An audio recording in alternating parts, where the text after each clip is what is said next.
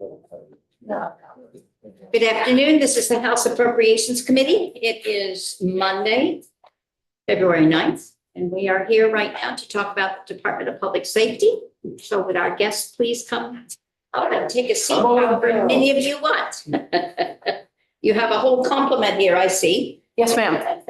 Good afternoon, committee. Madam Chair, we are here from the Department of Public Safety. I'm Jennifer Morrison. I am the Commissioner of the Department of Public Safety, and I have brought with me today several of our directors. I have Director Rick Hallenbeck from Admin and Finance, and he will be your cruise director today for most of what you need to talk about. Also with me in person is Director Michael DeRocher from the Division of Fire Safety, Thank you. Director Eric Foran from Vermont Emergency Management, and the Director Colonel Matt Birmingham from the State Police, and the Deputy Director Lieutenant Colonel Sean Lone. And on the screen, Director Jeffrey Wallen from the Vermont Crime Information Center is here. Director Lisa Mylott from the Division of Animal Welfare is here. And Dr. Trish Conti, who is the director of the Vermont Forensic Lab, is with us.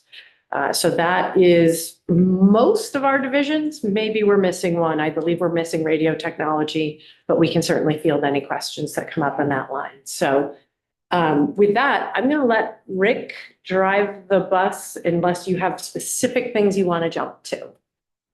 No, I think we have your presentation electronically. Also, some persons have a printed copy. So I would suggest we just start right in, and we obviously want to know about the highlights of the department, what has happened in the last year, and then at some point we want to talk about numbers.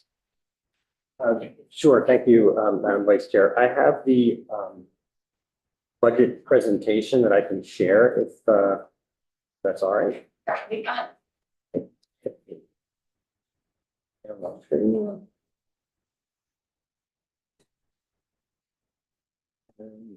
It looks like that worked okay.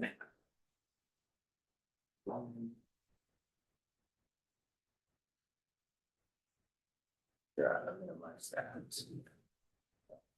Okay, yeah, let me just adjust the sizing here. Anyone can. Okay, so you're going to take a look at the crosswalks. Yes, if that's okay. If you want, we can talk about the department first. It's totally up to you. I just figured you wanted to dive into the numbers. We are certainly considered the numbers, but I think a quick review of those initial slides of your regular presentation would be helpful. Just to get an overview of the department's activities and some of your accomplishments. Sure. So you will see 6 appropriation lines for our department. There are actually 8 divisions. That's something we're trying to work on for next year, which is to untie what is currently called Criminal Justice Services. That contains the Radio Technology Shop and the Vermont Crime Information Center. Very different divisions that do very different things and spend money in different ways. So the old Criminal Justice Services is an artifact from when we housed our own IT in-house, and we just sort of lumped together a bunch of smaller divisions in that appropriation line. We are trying to make those separated. We also, as you probably know, were gifted the Division of Animal Welfare a little over a year ago. And so there is currently no appropriation number for that division. So it is nestled into administration, which is also where all of the, so it's Rick's shop for admin and finance, which is its own division, also animal welfare, also everything that you would attribute to the commissioner's office is tucked under Rick's shop. So these are sort of our infographic high level takeaways. I guess when I think about the highest level takeaways from the last year, I would say we did have flooding on July 10th, but it was not nearly what it was in 24 or 23. And for that, we are eternally grateful. Go ahead, ma'am. I have to get my chair's approval. Yes. Good question. On the left bar, I'm just confused. It has FY 2025. Because we don't know what FY 26 total spending is. It's the only year we have total numbers for when we're making our FY 27 build. Yes, of course, that would be true. Okay, Sometimes we get. I ask the same question. Projections. Anyway, never mind. It's okay. I ask the same just thing every year. I say, why are we talking about 25? Nope. We're, Gotcha. all right. Those are actual numbers. Yes, that's the last year we have actual numbers for. And because our infographic line only can fit 5 lines, you can see down here in the lower left that Rick's shop administration is tucked in the corner here. I'm hopeful that next year you're going to see 8 appropriation lines over 2 slides. So that'll give us a little more room to tell a little bit more of a graphical story about what the highlights of the year were. Do you want to go to the next one? So the Vermont State Police are obviously the largest division between the sworn and non-sworn staff. And it's divided into 3 divisions. The Field Force Division, which is exactly what you would expect. It's uniformed troopers, generally out answering calls for service, responding to 911 calls, patrolling the highways and state routes, et cetera. And these are some of the major highlights of the year of the number of motor vehicle stops, calls for service, fatal crashes, et cetera. And then the division, with the criminal division, is broken down into the major crime division and the regular criminal division that is detectives, so to speak. And there's also the EPU, the Executive Protection Unit, and the assignment to the Office of the Chief Medical Examiner, and a variety of other sort of subspecialties, including our drug task forces teams. Those are all part of the criminal division. And there are some takeaways from that on this infographic. And then the support services division. Now, each of these divisions is headed by a major. And the support services division is everything else. It's all the non-sexy side of policing. It's policy, it's budget, it's procurement and the quartermaster, it's fleet, it's running the office, some of the ancillary offices that are tucked up under there, like recruitment and training. And so those are the 3 divisions of the Vermont State Police. Any questions about VSP? Just a real quick one here. So yeah, I know you have a lot of vacancies. I'm kind of looking ahead to see how you can be in a better, more optimal place. Sure. You have some kind of a timeline in mind for that, or Sure. you just can't, create 40.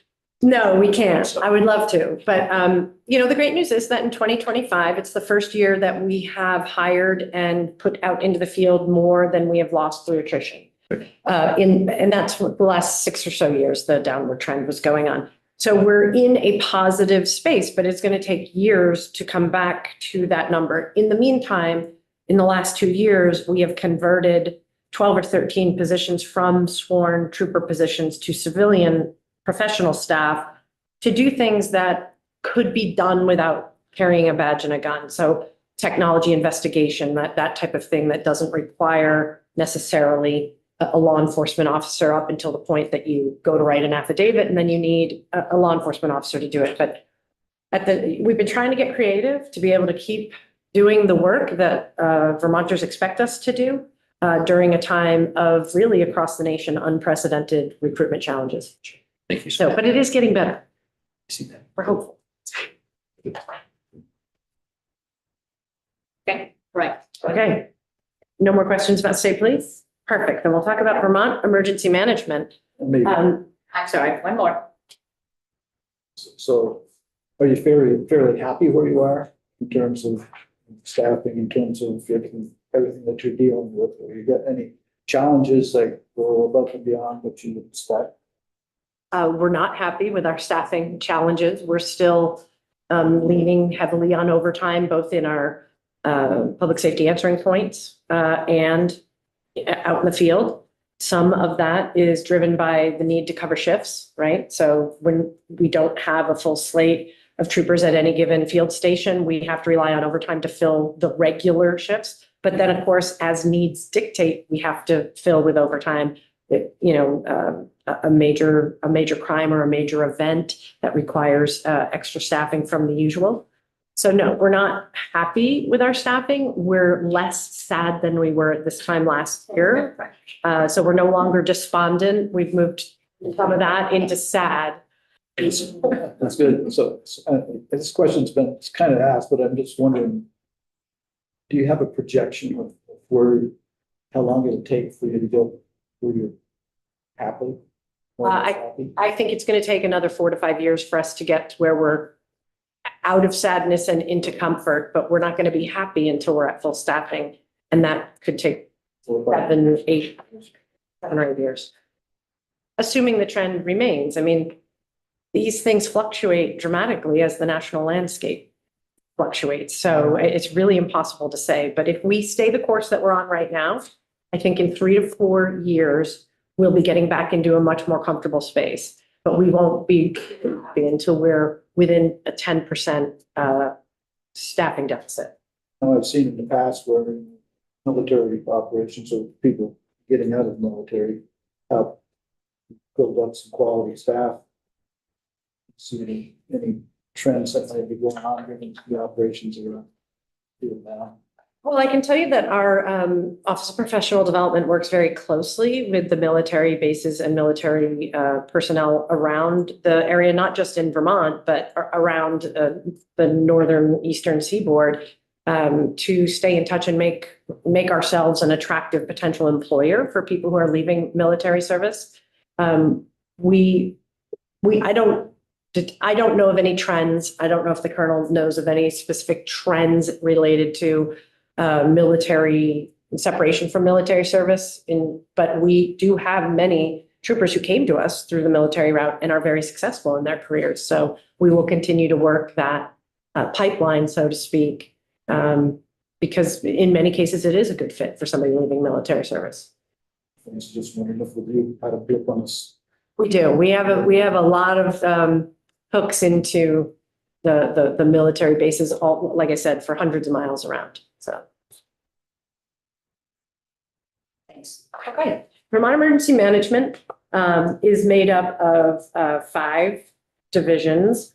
And sometimes I wish they were staring me in the face, but there's, oh Lord, there's planning, because of course towns need help with their planning.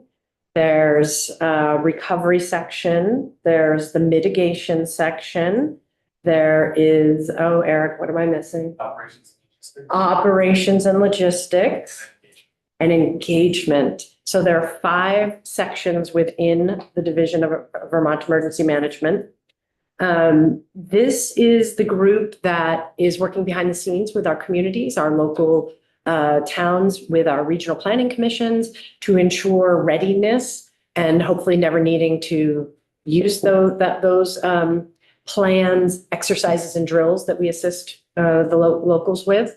But these are also the folks that when there is an activation, whether that's partial or full activation of the State Emergency Operations Center, these are the folks that are the first wave of employees that are able to staff the operations. And in most disasters, we are able to manage the staffing of the Emergency Operations Center with key partners from the Agency of Human Services, Red Cross, the usual suspects.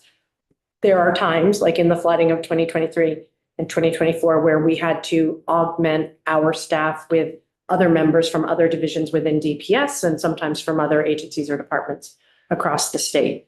But generally speaking, the State Emergency Operations Center is run by the Division of Emergency Management with help from partners.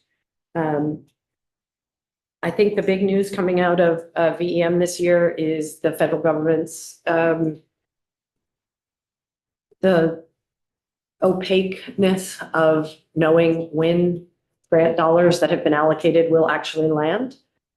We are heavily reliant. We have 15 out of these 31 positions that are completely reliant on federal funding through the Emergency Management Planning Grant and the Homeland Security Program grant. So that has been very trying this year. I would just think I'd like to leave that there for now. Is it just uncertain, or have any of these actually been cut or distinguished? Sure, we haven't had any programs cut since you've last seen us, but we've had some delays in seeing the funding materialize. So the funding was supposed to be released for October 1st and we have not seen a dollar of it yet. We are cobbling together our expenses by cutting out all travel, cutting out all discretionary spending, cutting down the amount of exercises and support we provide to locals. And at the same time, we are using all the residual grant money from FY22, FY23, and FY24 grants. And we expect that we will be completely out of money by March, unless the feds actually release those $7.2 million in grant funding.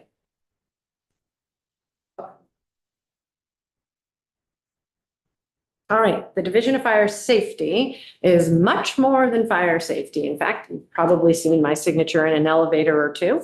Don't ask me, I promise you I did not expect that thing. Congratulations. Thank you. We also license tradespeople. As you can see, there's building inspections and permitting. Another section within fire safety is the Fire Academy, where we train career and volunteer firefighters down at the campus in Pittsford. There's also the Fire and Explosion Investigation Unit, which is a cooperative effort between us, between the Fire Division and the Division of State Police. This is also home to the Hazardous Material Response Team, and also home to the Urban Search and Rescue Team, which is more than just swiftwater rescue. They are also involved in structural collapse, rope rescues, high angle rescues, shoring, when there's a building that you have to get into, whether that's to rescue someone or it's to investigate a crime and it's not safe. They go in and they do some temporary shoring to make it safe for people to go in.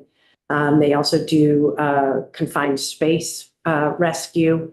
There's quite a bit that goes on under the umbrella of urban search and rescue. I point that out only because the swiftwater rescue component of that was so hugely in the spotlight during the flooding that I didn't want people to think that that's all there is. There's a big umbrella of skill sets that fall under USAR. Any questions about fire safety? Okay, thank you. Great.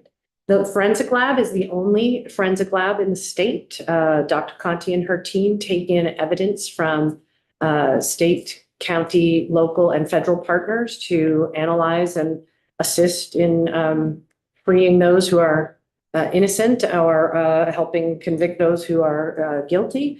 They also help track our drug trends and what we're seeing in the drug stream, the drug supply in Vermont, so that we can be aware of trends. And they do a lot of really cool CSI type stuff over in the lab. And of course, they're very, very integral partners with the Vermont State Police. Any questions on the lab? Go ahead, sir. Just wondering, have you seen any recent trends in the drug trade, or what's coming in, what's not, Yes, we have. volume and that sort of thing? We have. I can give you some like wave tops. Lieutenant Colonel Lone would probably be the one for if you want to take a deeper dive. But the couple of trends that we are continually tracking are the types of adulterants that are coming in the drug supply. So you might think that you're getting fentanyl, but it's actually fentanyl with a bunch of horse tranquilizers of various different types. Right now, we've seen a resurgence in cocaine and crack cocaine, which, it's hard to think that crack is back, but apparently it is. And one of the other drug trends that we're seeing is that overdoses by inhalation, by smoking drugs, has tripled as opposed to the what we used to think of as injecting, et cetera. So inhalation has become smoking drugs of all sorts has become much more common than it was about 2 years ago. So if you want to know more, I can ask Lieutenant Colonel Lone. Overall, we haven't seen any downward trends like we would hope for. No, it's always like just what's the drug of the day and who's cooking up something in their bathtub and selling it over the interwebs, the dark web, and what's coming in from the transnational organized crime groups. What are they bringing into the U.S. supply chain? I can tell you that mercifully, we have remained relatively safe from methamphetamine, which has been really prevalent in other parts of the country. And that is a totally separate type of animal. And it is really, really destructive. They're all really destructive. I don't want to minimize any one of them. But how did I do, Sean? I do okay? Okay. Thank you. Thanks. Okay, going on to criminal justice services. Again, this is where the Vermont Crime Information Center, I'll start with them. This is the home of all of the criminal justice information systems that criminal justice agencies access. Now, criminal justice agencies are not just law enforcement agencies. That includes DCF and many other partners that have permission and the ability to check criminal justice information systems. These would be FBI records, the National Crime Information Center records, the Vermont Crime Information Center, Vermont DMV records, those types of things. So they have the regular access to crime information systems section. They have the sex offender registry section, which plays an important role in accountability for registered sex offenders. And then, so the criminal history database is part of what we talked about. And then there's the record check and fingerprint identification section. That is where people who are required by statute to have a fingerprint supported background check submit their fingerprints to, and various records checks are done. And then they are either given a thumbs up or a thumbs down to work with vulnerable persons or in the capacity that they're in. By weekend. Do you handle all the fingerprinting for everyone from, you mentioned, to school employees and? Well, we don't actually take their fingerprints. Yeah. The Vermont Crime Information Center receives fingerprints either electronically or, yes, still via the US Postal. So if you go to your local sheriff's department, let's say, and they roll a paper card, some places only pop things in the mail to VCIC every week or two. So those prints are going to sit where they were collected until they next send them via the US Postal to our shop. But we don't actually collect all their fingerprints, but we receive them all to do the automated comparison against database. Here's the reason I asked. We've gotten some requests from people in education and childcare that they've been, the time period for this to get to happen is too long. I think there's been a grant that's been acquired to help expedite that, but that just happened, Okay. like literally just happened.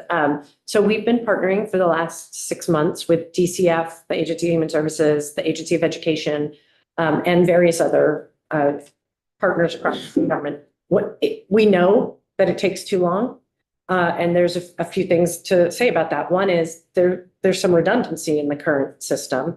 There's also some built-in but avoidable lag time, like I just described. If you're shipping fingerprint cards via US Postal to Waterbury, and then we're manually mailing you results, I mean, that's in this day and era, that's a 3-week delay, right, automatically.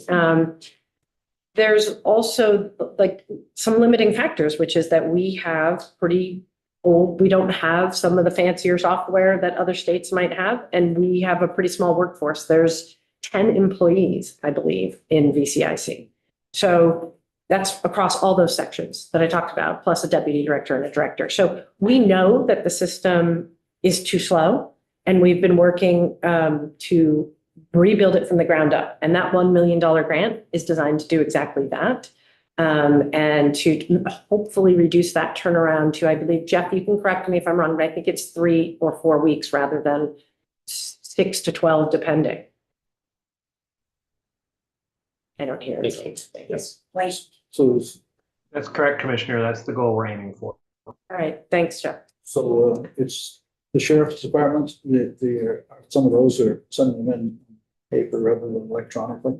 Is there equipment problem where they don't have the scanning equipment where necessary in order to do it electronically? So we have put a lot of portable fingerprint machine capturing machines that can transmit to us. We've put a lot of those out in the field. There's just not enough out in the field. And that is also part of the work we're doing in reimagining what the fingerprint supported background check process looks like, is to be able to put more hardware out into the places where the people who need the checks can access it quickly.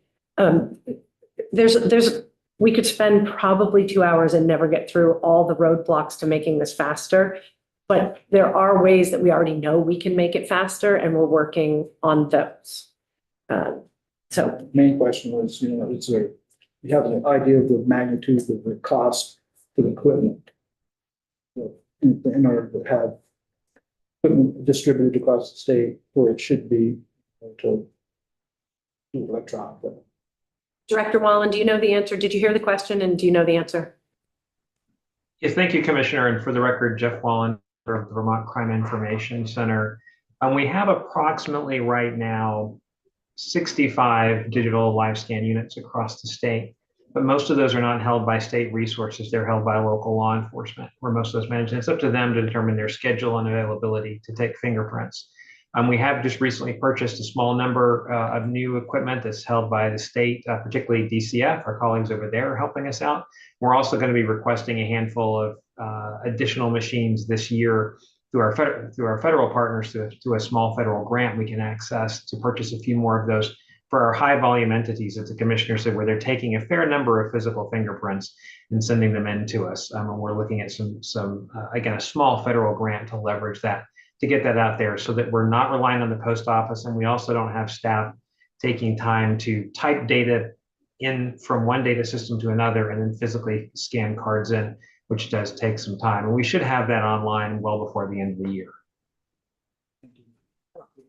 When I met with the commissioner and with deputy commissioner one day last week, we talked about this, and he described many of the roadblocks that you just described. He also said he would try to gather some information with Director Wallen in terms of a summary report of what the situation is and what some of the steps are that they're taking in order to remediate this situation. We don't need to mandate a report. He said, on their own, they would for sure. gather some information and, within 4 to 6 weeks. I said April, after we finish the budget, he could deliver a report to us that would outline all of these difficulties and your plans for making it more streamlined. Get that to you anytime. It's mostly put together already. All right. Well, at any time would be fine, but Okay. let's concentrate on that after we finish the budget. All right. And then inside the Criminal Justice Services is also the Radio Technology Services Division. This is the group of folks who work to keep our land mobile radio network operating across the state. Of course, that's how police officers, plow trucks, wardens, all sorts of state employees talk not just to one another, but back to their home base. And we also support the land mobile radio configuration of many local and county. Like if our system is a highway, many local and county entities use portions of our highway for their own land mobile radio systems. They also do all the telephony in the Department of Public Safety. We're the odd duck in state government that we maintain our own telephone systems. So the Radio Technology Services Division is responsible for all our telephony, which includes the 2 public safety answering points that we run. All right, now we're on to the money part. Right. Ahead to the money part. Yeah. All right. Sounds good. And for the record, Rick Hollenbeck, Director of Finance and Administration. And this is one of the busiest crosswalks that I've seen. So if you need me to skip ahead, just tell me to move on and I will happily do that. Well, we have a half hour, so you can kind of gauge what you think we need to know. I will Ask some questions. see what I can do. So starting from B208 administration and looking at the general, federal, and interdepartmental salaries and benefit lines, those 3 are just our normal rate changes. If you look at the special fund column, the increases in the salary and benefit line items there represent the addition of our Director of Animal Welfare. Total cost of salary and benefit line items for that is $154,582. There's also some operating line items that total just over $3,800 near the bottom of the page. And skipping down a bit to the operating expenses, and if I skip something you wanted me to cover, happy to go back, just let me know. This is our fee for space, insurance, all of our internal service fees in this area.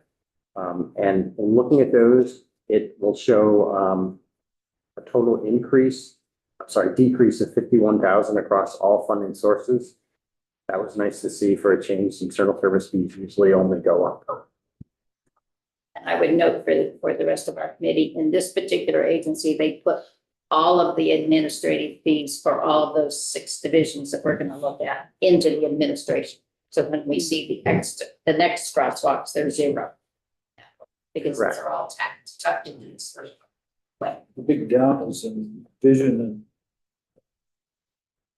ISP, so talk about, is that system's better?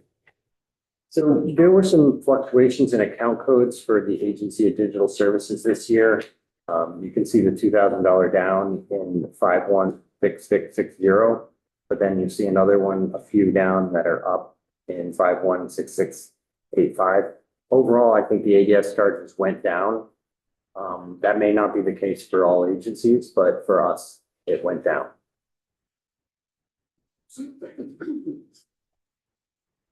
So move on to the number just below that, the 26,000. That down is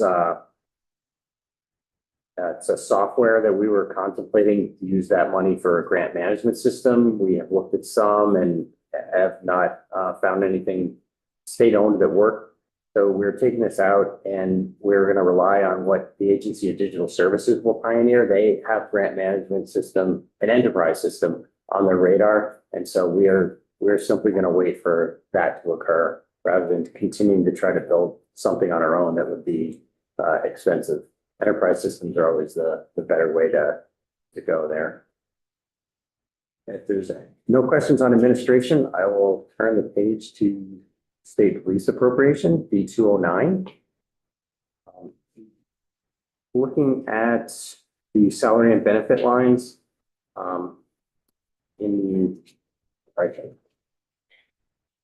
so their salary and benefits in general funds are up 2.8 million. If you also include the down that you see just above the middle of the page, $2.35 million in other employee benefits. So that was in there last year for the reclassification of law enforcement officers. And so if you combine that in with the ones above it, it's a $2.8 million up. And moving down below the salary and benefits, we have overtime. We're showing $1 million up. That we calculated that based on the 25 actuals and adjusted those numbers for the trooper reclassification. We did the same for our shift differential, and you'll see a second other employee benefits line item. We separated those two so it would be less confusing between the reclassification and the actual line item increase. Questions on that section? Okay. Thanks. So looking at the operating line items for the state police, if you start in general funds, the general fund operating line items contain a lot of shifts. We always try to shift things around to meet our budget needs by using existing funding. So with the exception of fee for space and communication equipment, which I'll get to later, it's a $198,000 up, which is about 1.5% increase over our previous general fund operating budget. So there aren't really any new line items contemplated in this. These are just across the board increases and shifts for current service level existing. Good job, 1.5%. That was amazing, Rick. It was. And so I'll skip down a little bit to 522,440. There's a $500,000 down in safety supplies and equipment that I'm sure everybody would be interested in knowing about. This is the $500,000 that we had for radios added last year and is being moved into a special fund to allow the funds to accumulate for a future communications purchase. That'll allow us to bank the money and make that one bulk purchase to keep all the technology the same. Here. So moving over to the federal funds column, you'll see this 180,000 in 507,566, and then there's a few other cuts below it. They all total down of $3.3 million, but don't worry, they're not cuts. This is just spending that is taking place in the federal programs and run its course. And some shifting. You'll see if you go down a few line items to this 516690, staying in federal funds, we're up $2.4 million there. That's 607,000 of that is our COPS Technology Award, which is working on the addition of 10 radio tower sites. And then 2 million is the state and local cybersecurity grant program. That program, the spending will take place in ADS and they will charge us back and we'll pay with the grant funds. Representative Living? Yes, I'm just going back up to vacancy savings. If I look back at, this seems to be one of the things we look at a lot. And there are 42 trooper vacancies, or at least there were when you put together this. And I'm just wondering why there's a 0 budgeted for vacancy savings. Good question. It's not actually a 0 budget. We have a 0 is the delta. So we are at the same vacancy savings. Good, Is thanks. that enough? Okay. Not up or down. Yep. Great. And so let me just scroll to far, trying to get to the. Oh, thank you, Commissioner. Okay, I was trying to get to these grants here because I figured you addressed those.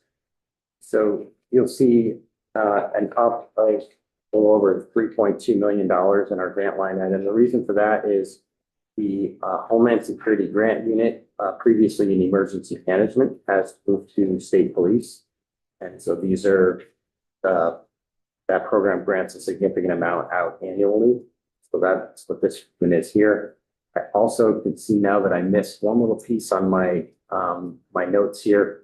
The personal services in federal, you can see the up there, which is also representative of the Homeland Security Grant Unit being moved there. It's 3 positions in all that came from emergency management. Okay, I'll move to criminal justice services. And if you look at the general and special columns for salary and benefits, you'll see that there's a lot of downs in the special and a lot of up in the general. And as you might recall from budget adjustment, we did need a budget adjustment for the criminal history record check fund. So that's what's going on here is we're moving $1.1 million of previously budgeted items in the special fund, the general fund.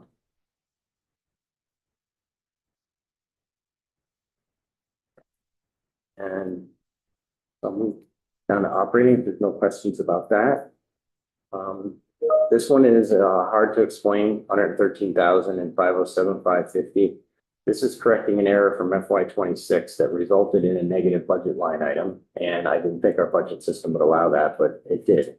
The reason this happened is we moved 720,000 from this budget for CAT RMS to administration general funds.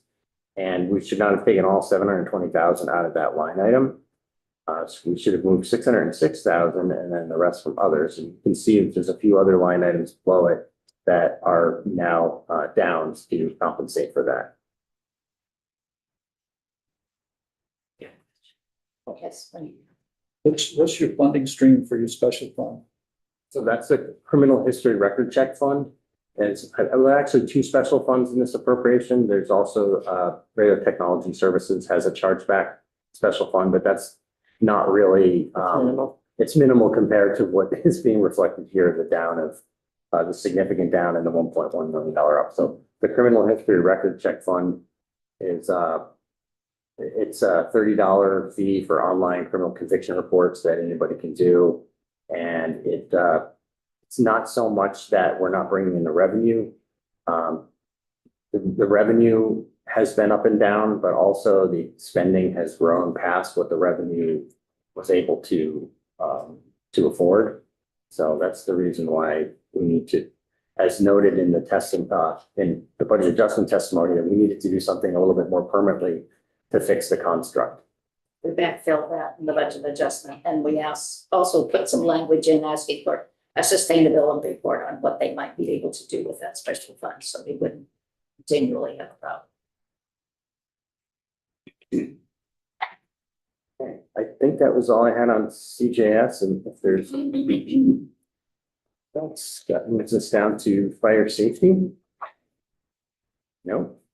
There we go, emergency management. That's much better. I was wondering how we got to fire safety. That's too good. So, looking at the emergency management appropriation, general funds, those are normal salary and benefit changes. If we move over to federal, you see again that the down reflective of those three positions that moved to state police from emergency management for the Homeland Security Grant Unit. Let's see here then.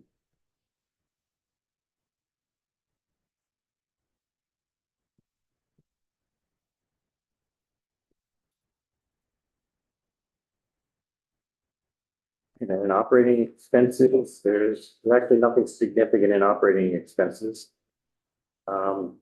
We have our grant line items. We're adjusting our grants out to the line items that we anticipate the spending to take place. Also, we're down, some of the decrease here is reduced to, due to the emergency management. Homeland Security moving from emergency management to state police. Put this into perspective, it's an overall decrease of 262,000, and the amount of these line items is $62.3 million of granting out between the three line items. Questions on emergency management? Okay. Maybe this isn't taking quite as long as I thought. So, We move to. You're doing so well. Thank you, sir. Fire safety, in general, special and federal funds, the salary and benefits are sort of the normal rate changes. With one exception, this 252,000 here you'll see is the USAR budget that was put into this $450,000 of general funds was put into the Division of Fire Safety for Urban Search and Rescue last year. And it was put into two different placeholder line items, one of them being this other personal services. And then if you scroll to the bottom of the operating, you'll see 198,000 in other operating expenses. You don't spend out of those line items. It's not accurate. We are shifting those to the line items we're going to spend them. So the 252 you'll see up in the temporary line item and in the overtime line item. And then down in the operating lines, you'll see just a variety of different line items that we spend out of.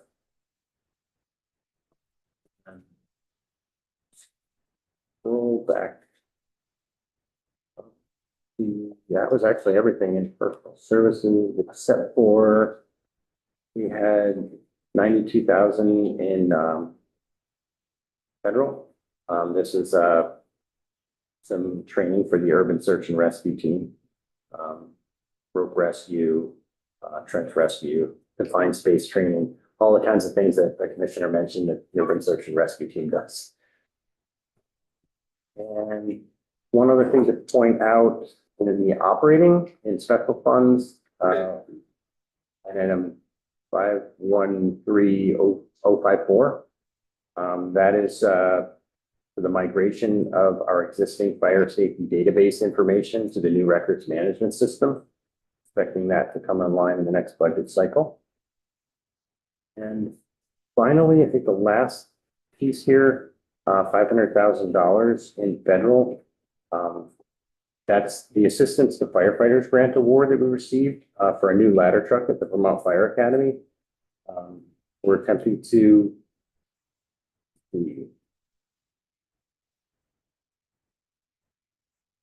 so it's a very aged truck, and so we really need. We have a $500,000 grant award. We don't currently have a way to match it. So we're working with a ladder truck that can't leave the campus because it can't be inspected. So we can't have local agencies take it and do evolutions at their place. So we're trying to find a way to use that grant and obtain a new truck at the fire academy. What's the match rate? Say it again. What's the match rate for that? The match rate for that? Yeah. You know.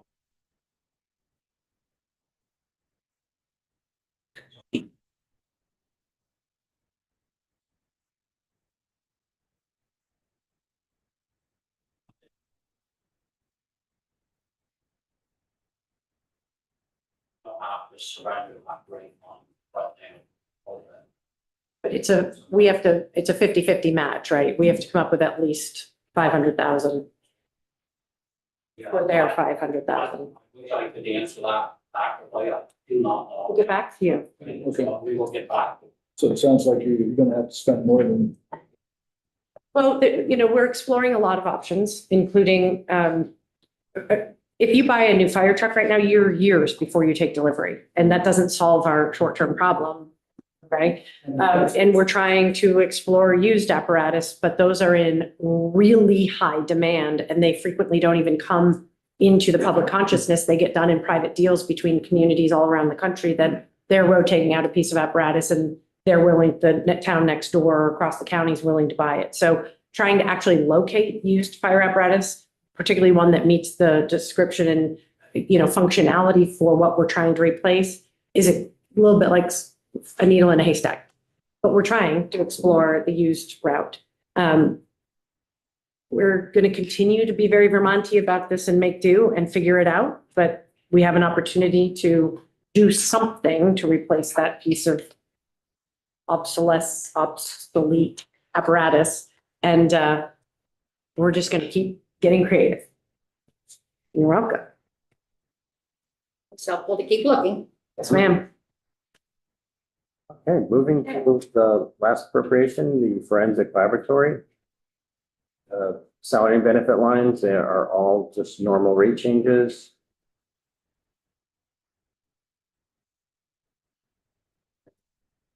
See, we have an interdepartmental funds, 15,000 in rental others, grew up to from office supplies. Interdepartmental in the federal operating line item true ups between these line items with an overall down of roughly 42,000. If you don't include the equipment line, the 522,350, handling that line item separately, that is an increase in some grant funding that we have to replace some lab equipment. Main thing is a Metasystem autoscope. And that is everything, unless there's something else you see that you would like me to cover. The other question, yes, fine. so total ups looks like about 5%. Sound right? Are you speaking just to the general fund, sir? No, I'm talking about overall budget. Overall budget up is 5.8%.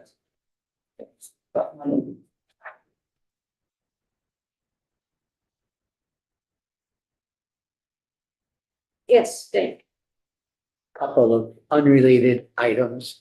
Do we require our officers to wear cameras? If they're engaged in uniform patrol, we don't always have, like, plainclothes detectives might not always have cameras on, but the short answer to your question is yes. The folks that you anticipate being out in the field interacting with the public, yes. Do you have any sense of how often we have to replace those? What kind of life do they have?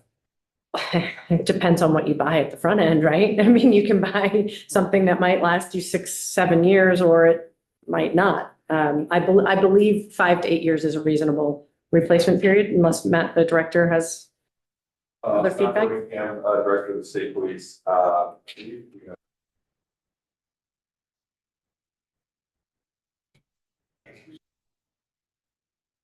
Because the technology changes faster than the parts wear out. I bet it they were does. just upgraded recently.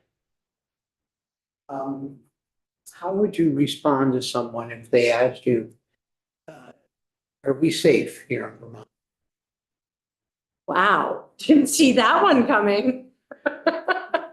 I think safety is a very personal construct that depends on who you are and what you're asking them about. I, as a person who has spent my career in law enforcement and is very capable with my physical safety, would have a very different answer from someone who perhaps has been a crime victim already or repeatedly, or somebody who has had negative encounters with either neighbors or law enforcement or other institutions and systems. So I think when people say, are we safe in Vermont, that is a very personal experience as to whether or not you feel safe or are physically safe. If we were going to talk about, do our crime statistics comparatively represent a degree of safety, I would say we're a safe state. I would say we're a safe state, but I need to be really clear that because data says one thing, that does not reflect how the human experience is. And we have to be really sensitive to the fact that we can be proud of our lack of violent crime. And that's one factor of feeling safe, but there's a lot of other types of safety that are not reflected in crime data. Appreciate that. One final question, if I may. One of my constituents who's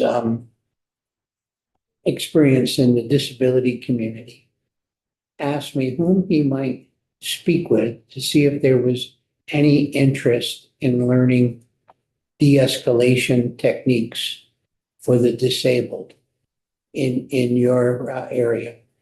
You may already do that for all I know, but if there's any interest, who would I put him in touch with? Sure, you can send them, you can put them in touch with me and I will push it to the right folks. We have a director of mental health programs who helps educate all of our field responders and our professional staff inside buildings around the topic of de-escalation. Obviously, troopers who are out on the road get a higher level of training in de-escalation. And we're always happy to learn from different communities about what the best practices are. We want to treat everyone and approach everyone in a way that gets us to a shared endpoint, which is to de-escalate conflict and come to a place of common understanding as quickly as possible with as little injury or insult as possible to anyone. So we're happy to take that person's information and we can route it through to the training division if that's the appropriate place, or to our director of mental health programs. Appreciate that. Thank you. I will do that. Okay. Any other comments or any last minute things you'd like to share with us? Just checking in, Rick, on one thing. Oh, sure. You go right ahead and take care of that. Great. Just one thing I almost forgot. In last year's big bill, there was a requirement for both a firearm replacement plan and a radio replacement plan to be submitted. So I just wanted to give you our plan verbally. So firearms are replaced every 5 years in accordance with the manufacturer's recommendation. Existing equipment funds will be sufficient to cover the purchase, assuming that we don't experience other line item cuts that create a budget challenge, or that our budget doesn't grow normally with the rate of inflation. We should be able to handle those purchases. The radio replacement plan is different with the $500K that's currently appropriated, and any available savings that we achieve within the existing base budget. We'll continue to replace radios annually until a full refresh has occurred. And then at that point, we'll begin accruing the $500,000 annually in the new special fund that's been created for about 10 years before we do the next complete refresh of the technology. We're a little more than halfway through this refresh of handheld and cruiser radios. So mobiles and portables. Mobiles are in a car, portables on your hip. We had a federal grant that was going to be a good chunk of what's left, of the rest that we can't afford. And that went away under this administration. So we no longer have the money available to buy all at once. Turns out that's okay to not buy them in one shot because our radio technology shop can only install X number a month. So stretching it over 2 years is okay. We don't want to go beyond that because you really want them all to be the same generation of technology. You don't want to get into maintaining different makes and models, different types of technologies with different key codes, different, just different things. So, and also as a user, as an end user, if you're under stress, it shouldn't matter what police car you're in, they should all work the same, right? So we need to get through this first refresh And then that accrual account will sit for 10 years and accrue, and then we will do a full refresh again. But that might be 11 years from now. Okay, but this budget does include that first 500,000, doesn't it? It does, but it's not necessarily going to sit in an accrual account if we can't afford to finish the first refresh. That's what I'm trying to get at is when Senator Norris first brought up the issue of a replacement plan, we were completely in favor of it. We don't necessarily have a capital plan to work with. So we asked for an accrual account so that the funds don't get taken back because they are sitting there. I mean, that after 5 or 6 years, that's a big pot of money. Right. In the interim, between the time we first started this discussion with Senator Norris about this accrual account, and now we know that we don't have the federal grant anymore to rely on, which was 2.1 or $2 million. It was a congressionally directed spending grant that that wave of grants never were released. And so we will not get those. We don't count on getting that. That would have been the amount we need to do the rest of this refresh. So we've been using vacancy savings and literally every overage and every line item we have to buy as many units as we can, but we still have a gap to finish this refresh. Once this refresh is done, that accrual account will sit for probably 10 years. Can you stretch it to 11, 12? Yes, but you can't stretch it to 20, which is basically how long it's been since we've replaced the radios. John, you had a Just a quick question. You referenced the federal support overall, it's just not coming in here at this stage of the game here. And the monies that would help with the radio replacement program, is that just forever gone or just in that same kind of bucket of we're not sure? Are we going back to despair or despondency? In that way. It is my understanding that congressionally directed spending will not be released. Is it possible in the cycle? This was like an FY24. I'd have to go back and look in my folder. An FY24 congressionally directed spending that did not get released after it was awarded. And so I'm happy to go make an inquiry and see if there's any possibility of it coming back. But my last communication with Senator Sanders' office was that it was unlikely to come our way. Thank you. tip and then we. I don't know, I've been looking at the narrative here, and you've identified a number of key budget issues that are pressures, and some of which involve fees, that are climbing, some of which involve, increase in the workload itself. And I'm wondering, are there any that you have not discussed that we need to be aware of as we think about FY27? Sounds like you're kind of a make-do kind of department, and I'm just concerned about some of the issues that have been raised here. I can scroll through some of the budget issues. I think the short answer, because we're short on time, is we are a make-do department. We are very clear every year about what the need is, and not everything makes the cut. So we will live within the governor's recommend. That's just the way it works in our world. And they will keep us surprised, I suspect, of issues as we go along, if they need our attention at a later time. Sure, we will do that. Yes, ma'am. Wait, you had a quick question. Good answer, okay. Kinds of surprises here today. Computer lottery, game wardens, V-Trans, same radios. I don't know about their mobile and handheld in terms of the actual hardware that they use. There are some departments that our radio technology shop does do the programming and maintenance for, but they use our land mobile radio network, the canopy of how when you press the button to talk, where it goes and how it gets to where it needs to go. I know, so my question relates to, Are they upgrading at the same time? Are you gonna have any communication problems with those folks if they don't? Or, I don't know. so right now everything's fine? We don't. They're on a different network. Different frequency on our network. You don't ever directly communicate with them? Well, we can. We have talk around channels that, right. So I don't happen to know what their plan is for replacing their, Reason why I asked, obviously, if you're, doing a reset and they're not resetting, then it would be a problem. But if it's not an issue because you're doing it a different way, then the new point. don't think I have enough information to tell you if it's an issue or not.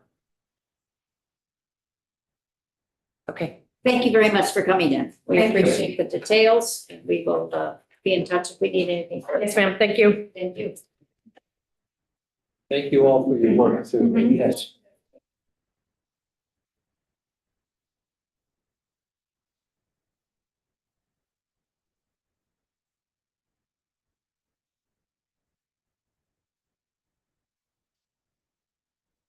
Good to see you. Try to stay out of trouble. Thank you for what you're doing. Thank you so much. Yep. Thank you. Thank you. Thank you very much. Great, great.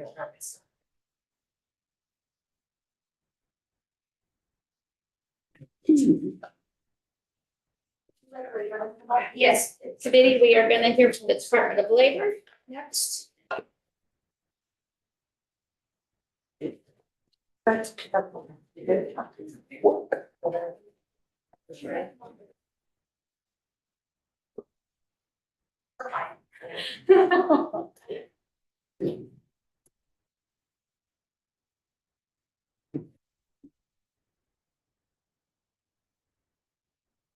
In your face.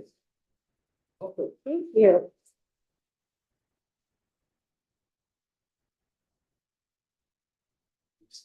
Good afternoon. Thank you for coming today for the Department of Labor. We have Kendall Smith. Take this wrong. It's I apologize. Wozniak, Wozniak. the silent W. And you have not been in our committee yet this year. Not yet. Like a quick review. Have you met everybody before? We'll do a real quick review. Okay. Dave? Greetings, I'm Dave Giacovoni from Morrisville. I represent the Lemoore, Washington District.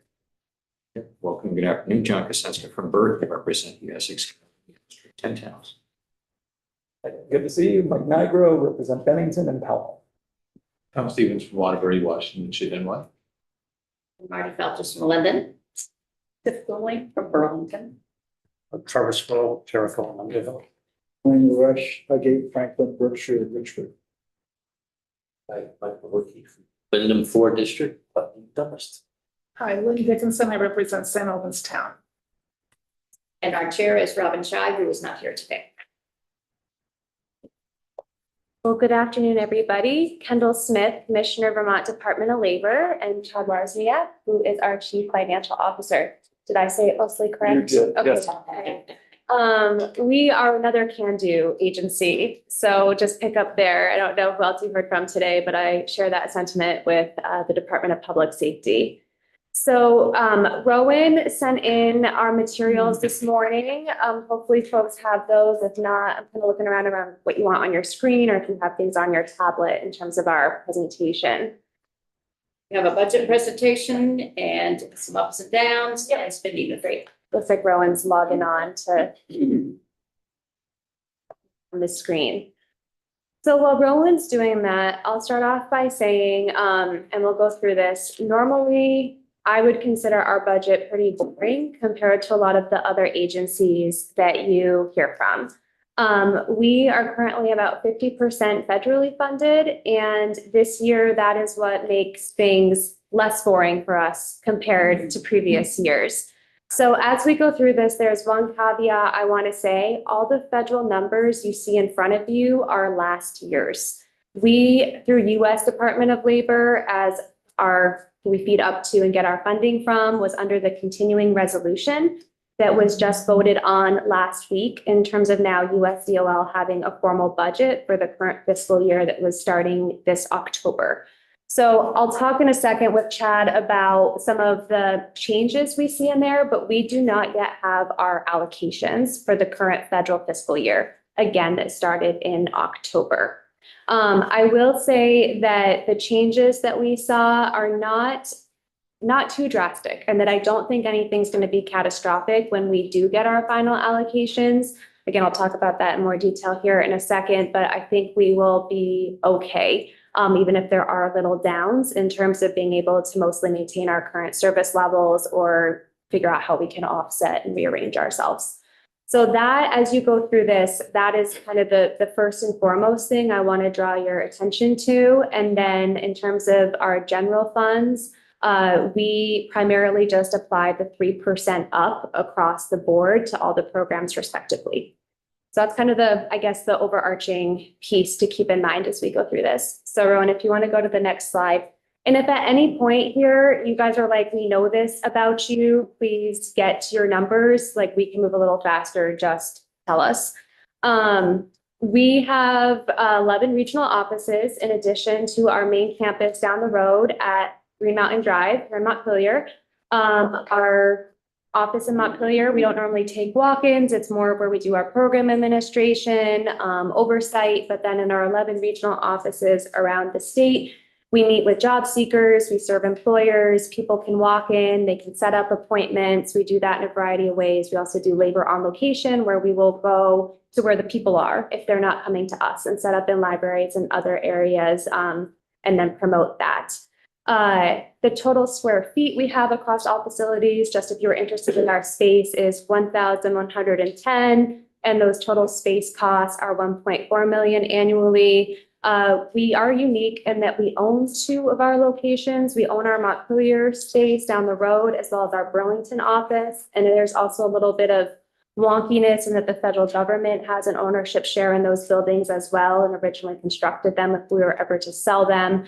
And then for the other regional offices, those are a mix of state buildings where we work with BGS through a fee for space arrangement. And then there's 2 that are leases with private landlords.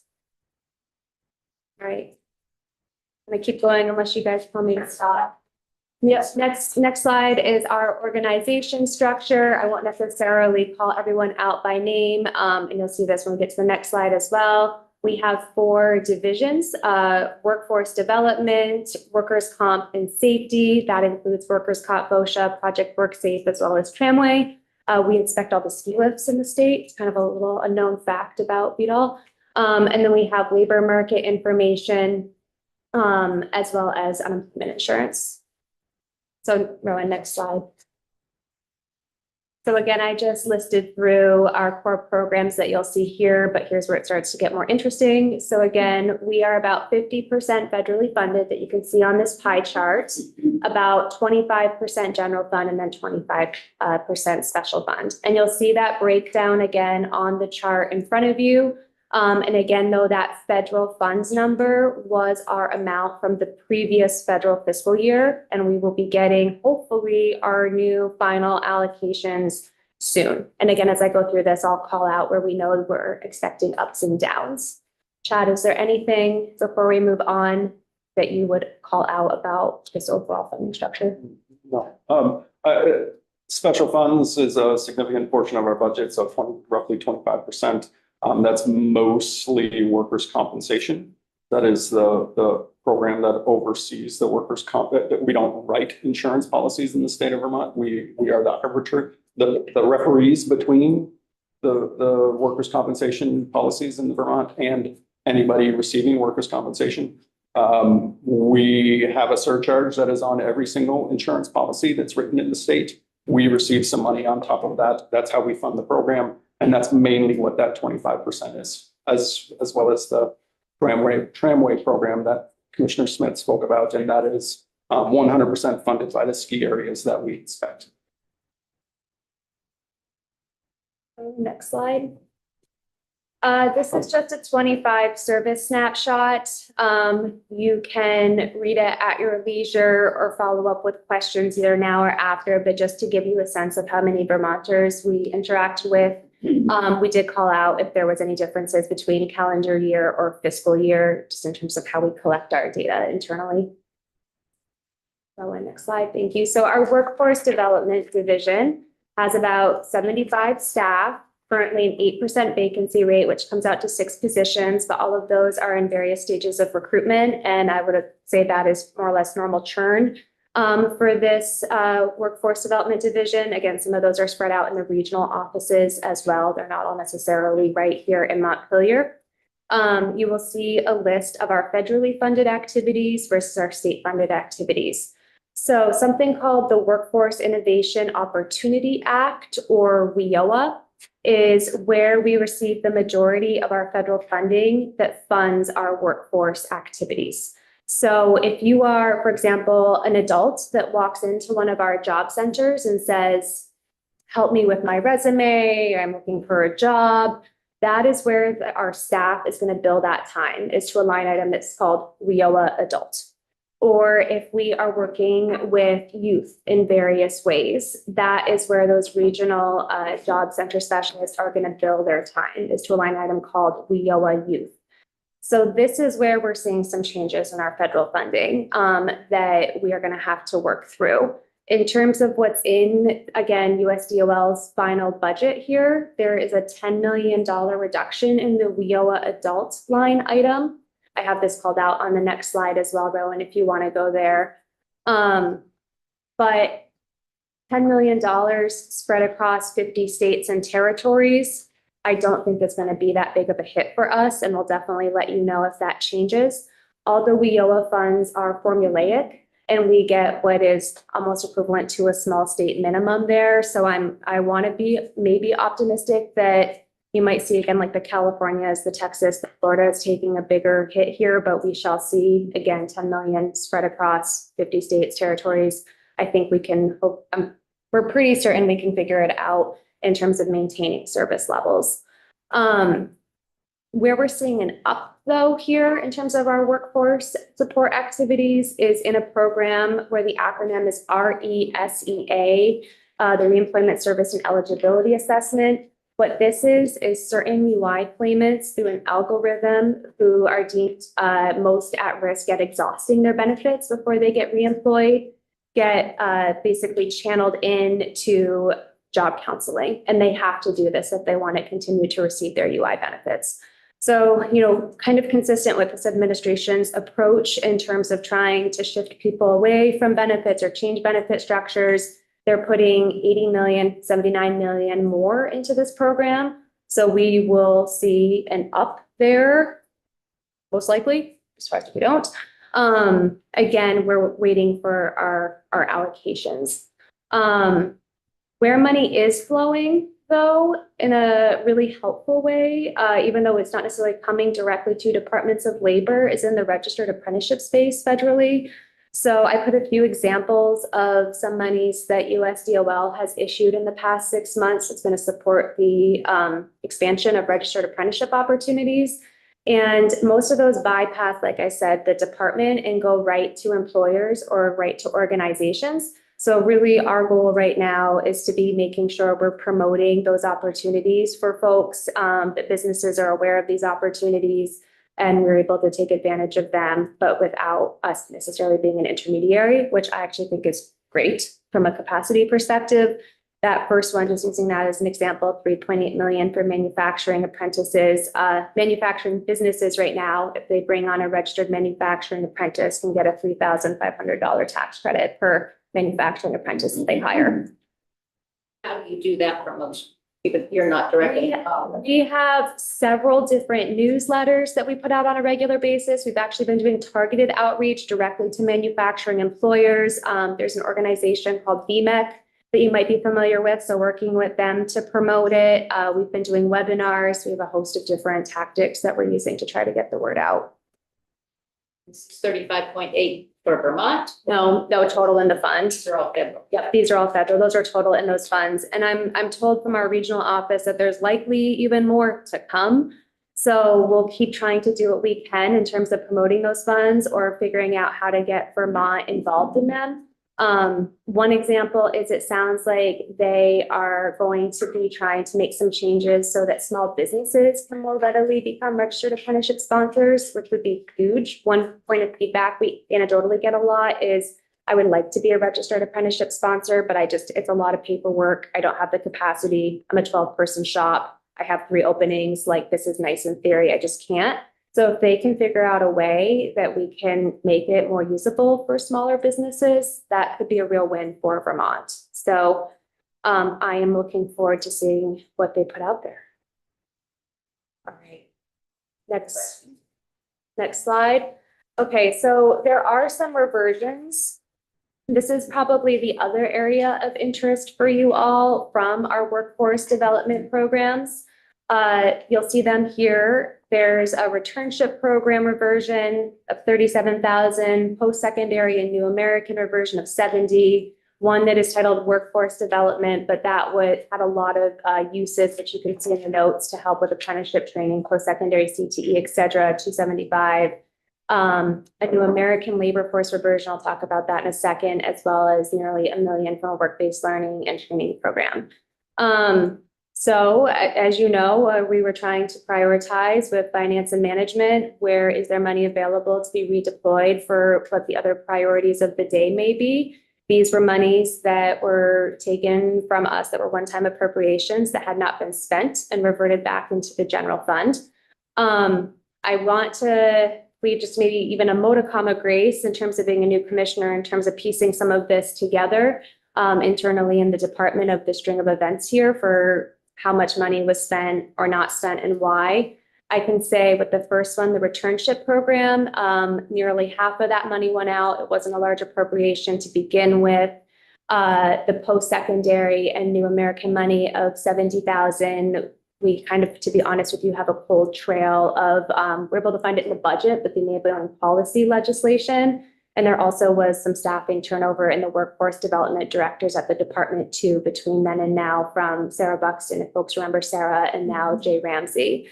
The workforce development 275, we have a lot of money through federal money and state money that does essentially the same thing that was utilized first. And I also want to say with those kind of first 3 to 4, like the pandemic was right in there. And in the department, we had all hands on deck, obviously around unemployment insurance administration and benefits, and the pandemic disrupted a lot of programming in the state.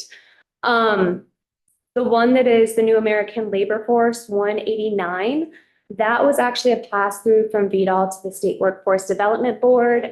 Those representatives are here today to talk about their piece of this budget, but they were not here when this money was appropriated. So the former executive director for the State Workforce Development Board put out an RFP to try to get a bidder to help stand up a stronger New American support system. They did not receive any bids. Then the executive director left, and then there was about a year in between us having new executive director. Our new executive director is here today, been in place for a year. So that was a little bit of a combination, again, of no bids and then a lot of turnover and frankly kind of a stalling while we were getting the new office launched.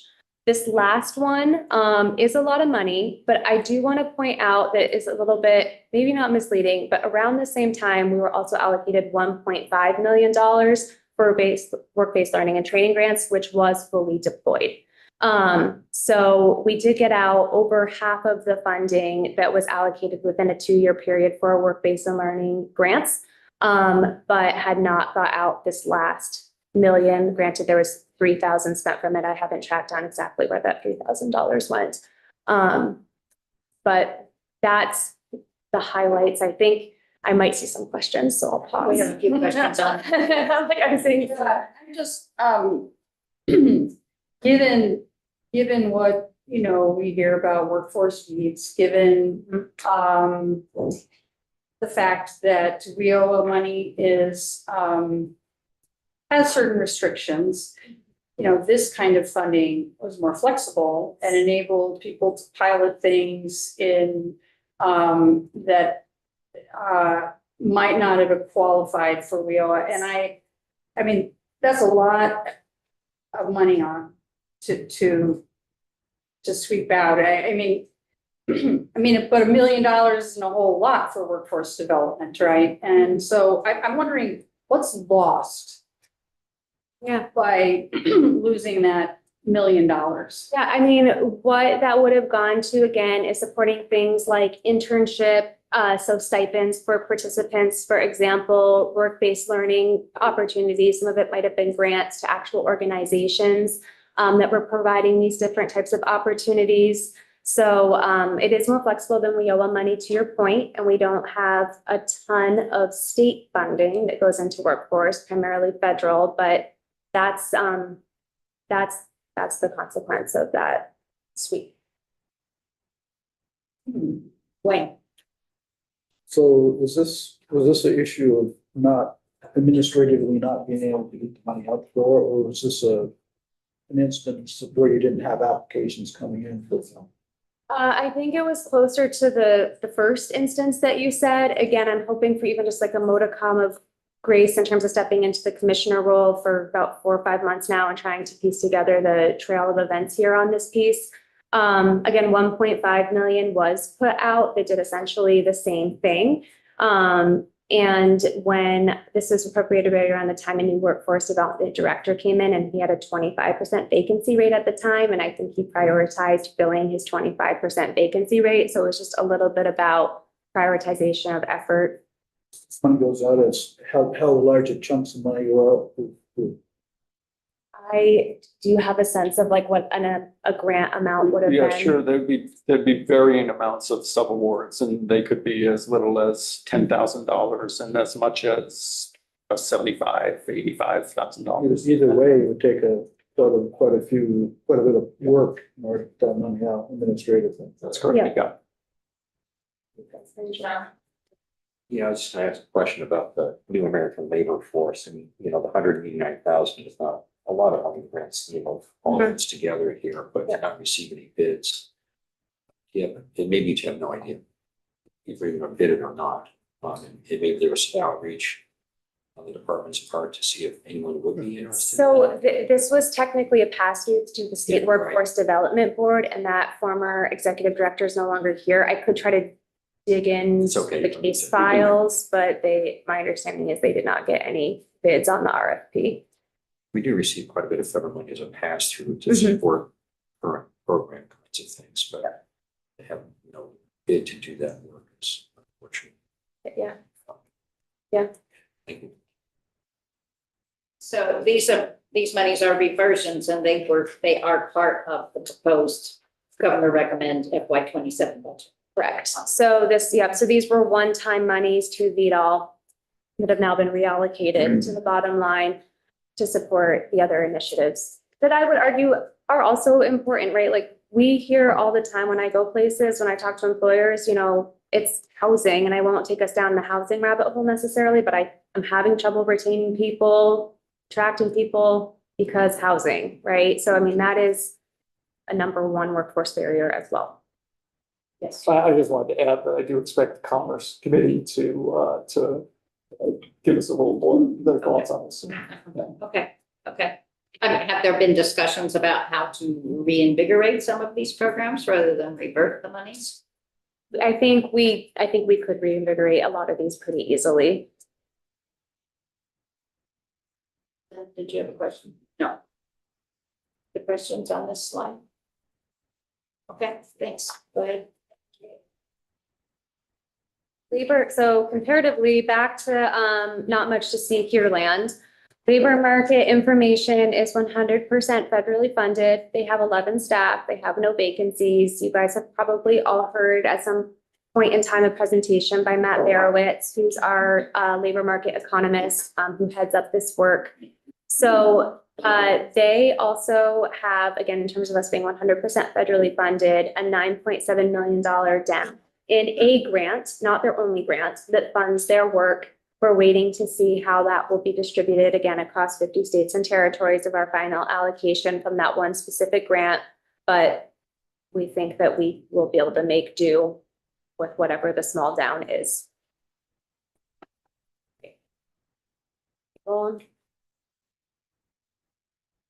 Workers' comp and safety. So again, there are 4 main activities that happen in this division. Workers' compensation, which Chad just talked about, is where a lot of the special funds, or all of the special funds of the department has rather comes from.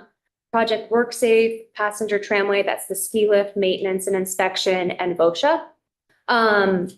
So workers' comp, special funded, Chad, feel free to chime in here, good to go. Straightforward. Passenger tramway, also special funded, straightforward, good to go. VOSHA, and then I'll let you fill in with Project WorkSafe, Chad, is about 50% federally funded. It's a match. It's our one area of match. Is that a 90-10 or an 80-20? BOSHA is a 50-50. 50-50. Project WorkSafe is an 18-82 Oh. match. Yeah, so 18%, state funds, 82% It's a different, federal funds. it's a different match. crazy. Okay. Yes. We are going to potentially maybe see it down in our federal funding for VOSHA. Again, the budget, what we've been able to identify so far is USDOL enforcement agencies, including OSHA. VOSHA is the Vermont version of OSHA, will have a $13 million reduction. I don't know how to forecast what that means. Again, spread across 50 states, territories, 13 million in VOSHA and others. I think we'll again be able to make do and figure it out. Yeah, and just to note, the quotation here in the slide is from the US budget, the USDOL budget. It is $13 million reduction in USDOL enforcement agencies, and there are some small bit of detail, but included in that is OSHA.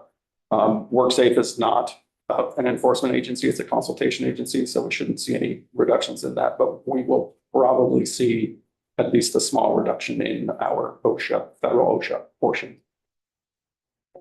Mr. Stevens? And that's a, we're talking from out of the $13 million countrywide, we're talking less than $100,000. That's correct. That's why I'm saying I don't think any of these downs so far that I've flagged are going to be catastrophic for us, and we'll just be able to figure it out. Yeah, that's correct. Yeah. Thank you. Thank you. Rowan? Okay, unemployment insurance. UI has about a staff of 81, a current, and I'm sorry, the vacancy rates are on all these slides if you have questions. Currently 7% vacancy rate, 6 positions. That is also what I would couch as regular churn, people coming and going. UI funding, we receive administrative funding from the federal government to support, again, the admin of the program. That is level funded in this current federal fiscal year, which in this atmosphere, we're going to take as a win. Any other question? Anything else you would add? I'm going to loop back to, I'm very excited about our UI modernization project and get into the status. And did you have what you are? Unemployment insurance division, you have here, there's a big chunk of it that looks like federal funds, Yep. general funds, Mm-hmm. special funds. My understanding is that the bulk of the money that comes in comes from employers. For the trust fund, yes. This is Different administering the administrators. program, yes, paying the salaries, Actually, 100% of it comes in from employers. correct, into the trust fund, yes. And what is the nature of that trust fund? I have actually the trust fund report. I do, and I can submit it to the committee if anyone wants to see our annual trust fund report. We're still at the lowest contribution rate for employers. Hold on, I'll tell you exactly how much is in it. You give me 1 second. It's 300 million. So, we do this every calendar year. So at the beginning of calendar year 25, I can get you the current amount potentially. There was 310 million in the fund, which is still less than it was going into the pandemic, but it has been steadily gaining from interest and from contributions. So we're feeling That's helpful. feeling fine. Yeah, there's no, what's kind of wonky is there's no actual definition of what is a healthy UI trust fund nationally or statewide in terms of what's the right amount, but yes, we would consider it. Did we change any of the UI? We did legislation in one day. Well, I was here in 2009, 2010, when we went into the red with the Great Recession and redesigned the entire thing to, took us a while. But then in one day, the Thursday before we closed up for, COVID, we totally redid the entire thing. So that we would not have employers held hostage for held harmless for 3 years. Yep. Everybody would get it under all kinds of stuff. There were other things that we've done that expanded it. Yep. What has happened since then? So tell me if this is what you're referring to, and if not, let me know. There was, with some of the ARPA money, It was- right? There was, it was- Well, I don't know what there happened with was the ARPA relief money. for employers, and then there was also a discussion of what are we going to do on the claimant side for relief as well. There So- was a lot of suggestions, a lot of things. Yep. But in one day, we totally redid. Well, I'm not sure. We did a lot of it. Yeah, so there was allowances for like childcare, for example, if you couldn't be That was employed yeah. because of childcare. If you're talking about the Great Recession, I'm gonna need to actually maybe phone a friend for chat. But if We have a clarification here, Tom. Yeah, I'll go back to the recession, we went into debt. Yes. Yes. And we changed the employers, we reduced the amount of money we sent out to recipients of unemployment. We had to increase the amount of taxes collected over time. That went right back down to what's considered normal. At COVID, while it took a hit, there was government money that went into the unemployment fund. The thing that changed was because 80,000 people were out of work immediately, and not many, but I'd say, a small enough percentage to make it, but that made a difference, were self-employed. That never paid into the unemployment insurance fund. And so we created a fund for those individuals so that they wouldn't suffer even though they hadn't paid into an insurance system. And that was state money. That was not federal. It might have been federal money that we borrowed, but it was my memory is that it was state money because we couldn't use money from the unemployment fund to people who hadn't paid into it. And so that should have gone away. Yes, you did. Like that was an emergency That's thing. why it's ringing no Yes. bells for me. But thank you. Yeah, the other piece where I wasn't sure if this is where you were going was there was basically a supplemental benefit put on for those that were already receiving the weekly maximum benefit of $60. Yes. And That was then, brief too. yep, so last year we asked for a technical correction because it's supposed to move down to $25. And since we're about to launch our new UI system, which I'll talk about in a second, from the functionality piece, we wanted to wait till the new UI system went live to bump it down to 25. So that'll happen this spring. And we're supposed to pay out an additional $100 million to claimants as part of the compromise for the relief that we provided employers. Yes, and we still have, which we had to get rid of because the feds did not allow us to index the benefits. Mhm. And then in 2009 and 10, we indexed the employer contribution. And then in COVID, my memory serves me that we really never had a crisis with COVID, even with all those 90,000 people. We didn't go into debt. We didn't go into We didn't go into debt. We did not have to borrow. We had almost 500 million plus. We were lucky. Not other states. Other states had to borrow. Yeah, and we were supported very heavily by the federal government. So we had, for example, there were the $700 that was on top of your weekly benefits as an unemployed individual. All of that was federal money that came to us. None of that was trust fund money.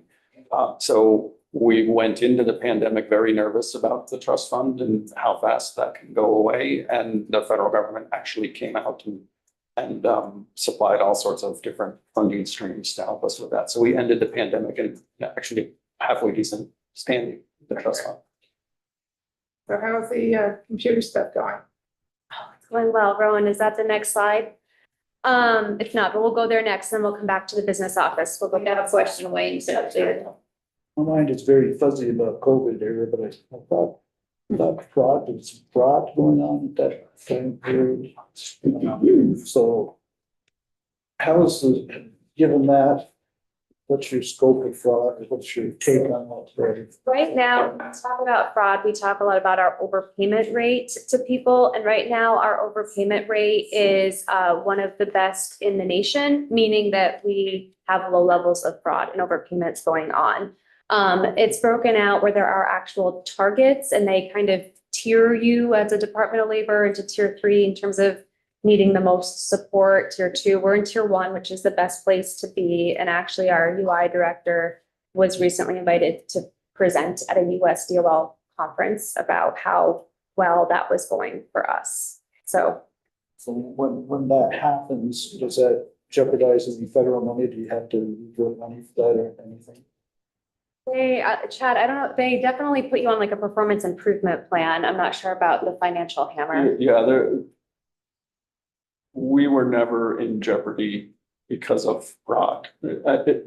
That's hard to say, right? Because fraud is fraud, and we look out for that. But during the pandemic, we didn't get to a point where the federal government was, waving a stick or anything like that. We were, We just gave you findings and give you some ideas how to fix it.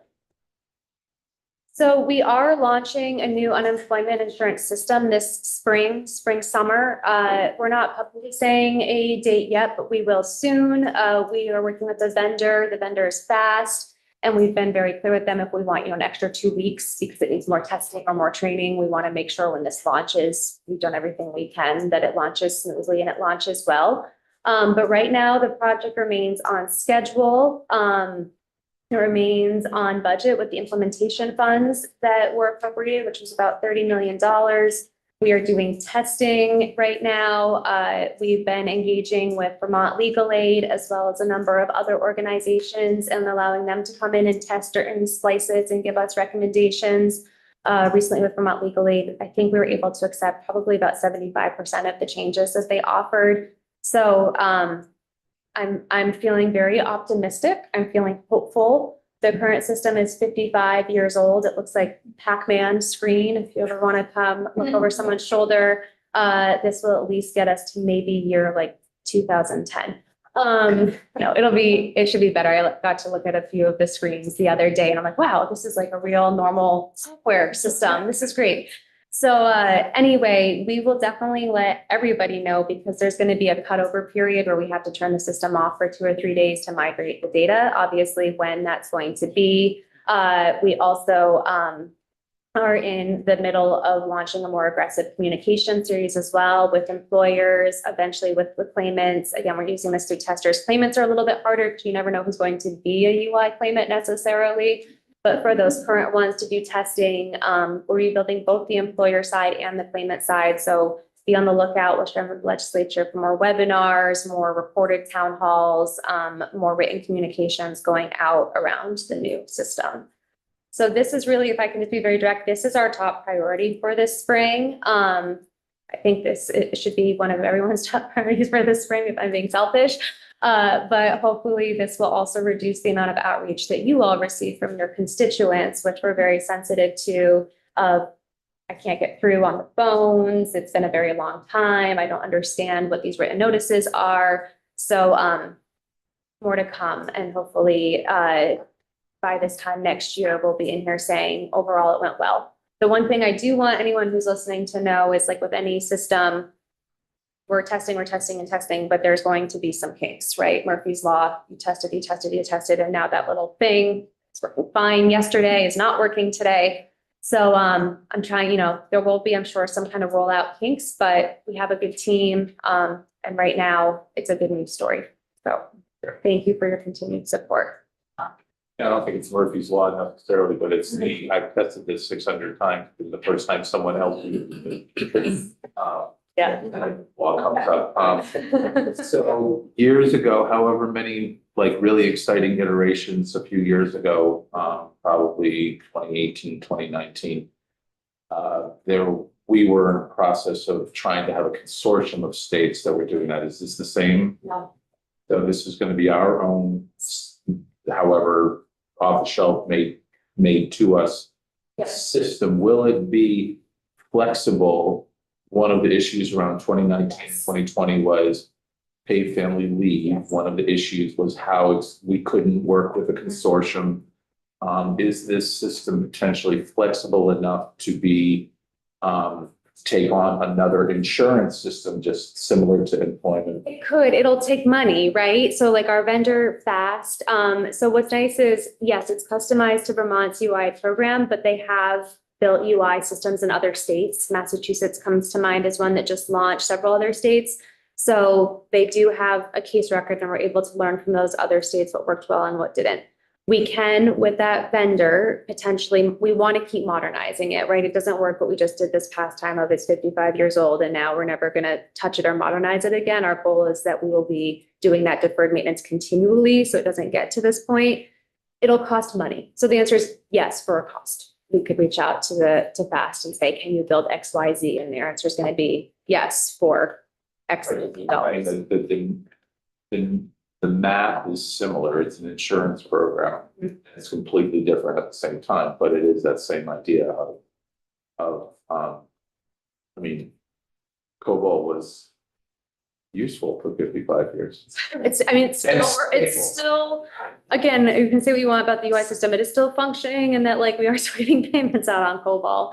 So no, I haven't talked, again, for an example for like FMLI, like I haven't talked to FAST to know, do you build those types of systems? But yes, this system can be updated over time to at a more cost-effective scale than what our current system can do, which is it can. Yeah, and it is customizable. So the goal is that when we run into a pandemic, God forbid we run into another pandemic, one of the main reasons the system isn't working now is because we made all these changes in COBOL and nobody knows where those changes, so it's very difficult to understand how to undo them. You have to write code again to kind of ignore it. So in this system, the goal is it's completely customizable. And if something like that happens, another federal funding stream comes in that is supplementing the UI program, we can write it into the code and it will take care of it. So in theory, something like FMLA could be put into there in theory again, because it's customizable. Thank you. All right. Rowan, why don't we go back to the single audit page and just see if there's any questions there. So in the instructions, it did say to talk about single audits. I don't know if you've had other agencies or departments present on this or how much. Only if, you look at one instance, you have acted upon them. It's our progress report. Happy to talk about that. So because we have the UI trust fund and because it is so much money, we undergo part of the single audit every single year. We're just lucky draw. And we sit with the independent auditors every single January and we undergo this. Last year, we had 3 findings in our programs. I would call them, personally, minor in that there are things like, as an example on the first one, some of the federal reports that we submitted, we couldn't provide the documentation where an official review or sign off was done prior to submitting those to the federal government. That's a big deal to an auditor. To me, when we submit 130 reports every month, I'm like, okay, I get it. So if you think it's a bigger deal than that, please let me know. But that's essentially what these 3 findings are things like that. So relatively minor things. I will, and I can go into detail on all of those. I have those findings written out here, and I'm happy to provide those to the committee if you wish. Meeting with the independent auditors last week, we are on track to have 0 findings this single audit round. We're just about done. And so far, so good, 2 thumbs up. And I'm pretty happy with that. That's great. It's great. Volume of money there and keeping track of it. It's a lot. Thank you. Yep. Something more here. We'll try to, I don't know, wrap up here a little bit. So now we get into the nitty gritty here for our general funds, ups and downs, emergency changes. Like I said in Chad, feel free to chime in. So we, for general funds, generally distribute 3% across all of our general fund programs, that 3% distribution equally across. There are 2 instances, and Chad, I'm looking from memory here, so jump in, where you're going to see more than a 3% increase. One is in our admin subsidies and budget allowances. So that's like ADS, DHR, vision, finance and management gave everybody, I believe, a little bit more than 3% because our ADS and our DHR and our internal services fees were going up. And then the Office of Workforce Strategy and Development is here and they can present directly or chime in, but they have a $51,000 up to close a deficit for that new office, which VEDA also acts pass through and provides admin support and infrastructure support, but they are technically independent in statute. So you have Director Haskell and Deputy Director Turner here, so that if you have questions, I won't necessarily speak on their behalf, given we're partners, but they are independent. Is there any, again, I know just watching, public safety, they were going really granularly through their ups and downs. I don't know, again, it's pretty much a 3% across the board on all these general fund ones. If you want us to reiterate that, or Chad, what you would add, or what's the committee's pleasure here with these spreadsheets? Yeah, I would also add that the federal numbers that we have on this sheet are based on the continuing resolution. They were the numbers that we had at the time. And they're, in fact, the numbers that we have right now, we still don't have our appropriation amounts given to us for the federal fiscal year. So it's what we know at the moment.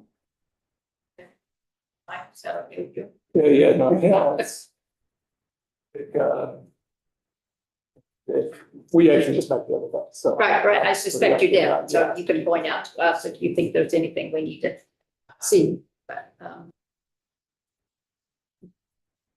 I don't think there's anything that hasn't been pointed out or touched on. Okay. It's pretty straightforward. okay, great, thanks. And you'll know in the slide presentation, we have the standard ups and downs form, and then followed by another spreadsheet that we do every year. And that is every one of our programs in the department listed there and where the funding comes from in each one. We feel that that's a little more helpful than the ups and downs form, being that it's the bigger picture of more of the detail on all programs. Yes. Yeah, and perhaps I should say one other thing, which is one of my questions was just when in these sections that there's both general funds and federal funds, how much of this was potentially matching, and if we don't know the number, how that could affect things down the road. It sounds like, again, I mean, it doesn't sound like we are, there's only one space, I think, there's only one place on here that the funds are technically matching. And then on top of that, it just doesn't. It's early, so we don't know for sure, but it doesn't sound like we're expecting enormous. We're not expecting, again, there's going to be a couple little downs, but I think that we can figure it out for the time being. And I'm just kind of chuckling because I'm like, this will all, we'll have our allocations. At this point, it'll be probably March, and then the new fiscal year will start again in October, and we get to do this again. In terms of where there might be additional changes to our federal funds. So as soon as we have our allocations, we will absolutely update those and give them to this committee, even if it is in the Senate, just so you have those numbers and are aware. And then hopefully by the time the Senate takes it up, we'll have some certainty, or we can flag if there's anything that went off the rails. But we will submit to this committee and we'll flag for our liaison once we have our federal allocations. And then if it extends into the fall, we will be readjusting numbers in the budget. It's just in terms of reorganizing stuff. Yes. Just a quick question. The reach up budget is mine at DCF, and there's a line item here that I just don't know about. It's reach up ICANN, DCF administration. Can you just tell me what it is? Well, we have an MOU with Reach Up folks. We do some administrative stuff. We use our case management system. So we bring their data over and they use our case management for some things. And that's about what I know about it. Okay. We can certainly pull more information on that if you'd like to see it. It's part of our system of employment supports for people. So in terms of where is government talking and things happening well, that ICANN system is a good example where if they have a client that they think would benefit from our services or vice versa, that we are having that that integration and that share. Okay, that's great. Thanks. It's helpful that the programs are listed out this way. So are there any other questions on any of the specific programs? Yes, Dave. Summer youth employment. Hopefully there'll be some assistance from the federal government on that again. How are areas like Lamoille and Orange that don't have a district office present? How are programs like summer employment administered?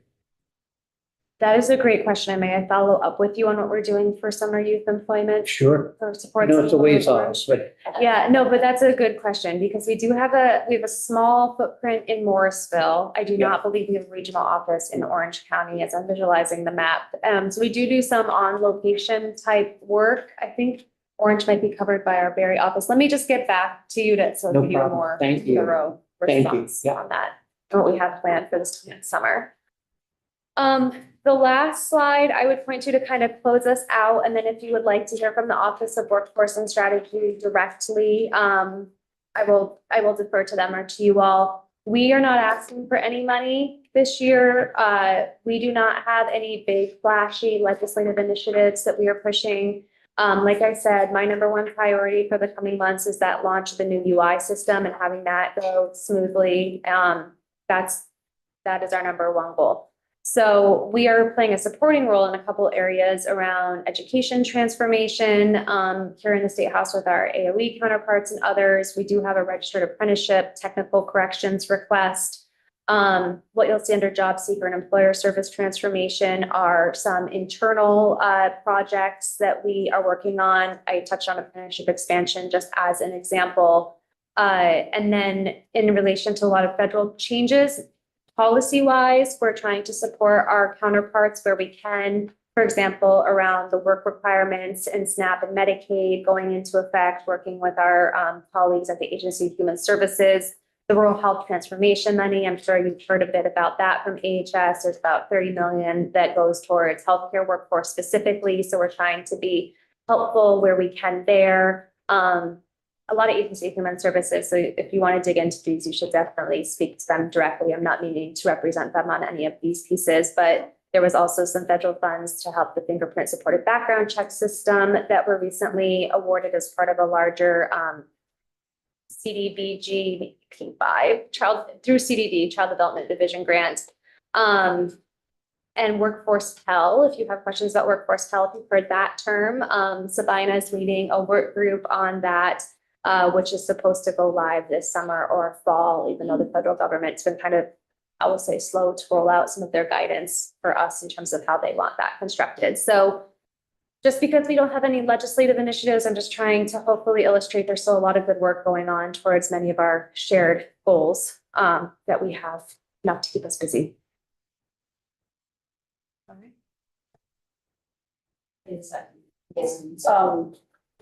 So we'll, and this may be for you all, is there anything left in the 1.5 million that maybe used to be called the wet fund, but is No.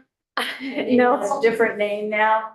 Will you be issuing RFPs for funding to support training programs in Sure. this coming year? The short answer is yes. In terms of the wet fund or lack thereof, Chad and I were just kind of laughing about that this morning because we all continue to get tripped up on that. And that those monies basically reverted to our base and they're no longer called wet funds. But the short answer to your question is yes. And those are monies that our Workforce Development Division at Department of Labor administers. So RFPs will go out this Yes. year for initiatives, okay. And that is line number 38 on our former next gen.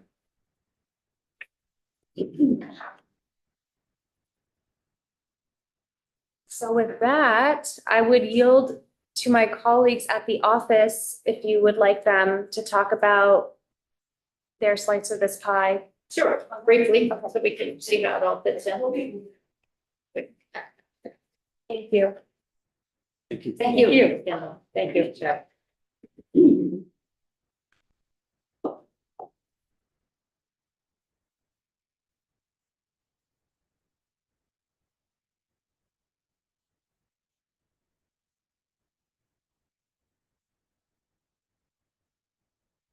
Hi, everyone. For the record, I'm Sabina Haskell. I'm the Executive Director of the Office of Workforce Strategy and Development. And my colleague, Drake Turner, who's Deputy Director of the office. I don't know how familiar you are with the office, but we were brought into existence through Act 146 of 2024 that created this standalone office with 2 employees with the goal of connecting, collaborating, making sure we have one braided system of workforce development across the state, working with our sister agencies, working with outside partners, working with community organizations, working with higher ed, anybody that has something to do with workforce development. The other part of our responsibilities is we work with the State Workforce Development Board, which every state must have if they receive WIOA funding. There was a pause of maybe a year, I'm not quite sure, where the former board was not active. It was a 63-person board. And when we came in, the board had not done much, obviously, and we now have a 27-person board. And we met 4 times last year. The executive committee meets every month on Monday afternoons. It's been a lot of work. It's been a lot of fun, and we're like ready, I think, to take off, don't you? In November of last year, the full board approved 4 goals for its strategy and vision that we will be setting up.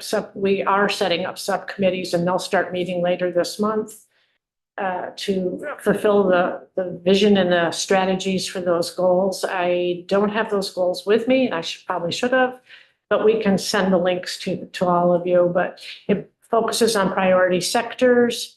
It focuses on, that's one goal. Second goal is bringing adults back into the workplace and upskilling where needed. The third goal is growing and expanding our current businesses and convincing other businesses to move here. And our fourth goal is to keep and retain more young people here so that they know how wonderful Vermont is. They already do know, but they should stay home, right? And so that's what we've been doing for pretty much the last year. There are a lot of specific operational things that we've been doing over the last few months. We had to update our MOU with all of our WIOA partners for the one-stop system, and I'm going to pass that over to Rick in just a second. And then we are updating the state plan. We're in the middle of that. And then workforce Pell is going to be a biggie as well with that. But that we don't have a whole lot of guidance on that yet. But it could be a potentially very good program if it works. Yeah. So structurally, I'm a little confused. Are you attached to the Department of Labor, or are you attached to the Agency of Administration? We are a standalone office that is located at the Department of Labor, and we are, I guess, appointed by the governor kind of thing that way. Drake Turner, Deputy Director of the office. The functions of the office have lived in different parts of state government over the years. I think it's been in the governor's office at certain points, within the Department of Labor at certain points. And there was a multi-year period to really study what's the best way to coordinate and organize workforce development, because workforce development lives kind of everywhere within state government, right? So there was a group of folks, including legislative representation, state agency representation. There was a long body of work to determine what's the best way to structure that. And the conclusion, the outcome of that was to develop a standalone state office that could be nimble, work across state government, work to break down silos, work together, and also support the State Workforce Development Board. So we're a standalone office. And as Sabina mentioned, we get support from the Department of Labor when it comes to like administrative support, budget support, those types of things. So independent agency. Part of the governor's, under the umbrella of the governor? Of the administration? The administration? Yes. So you're not an independent agency? Right, standalone office. Office. It's not an agency, but it's an office. Yeah.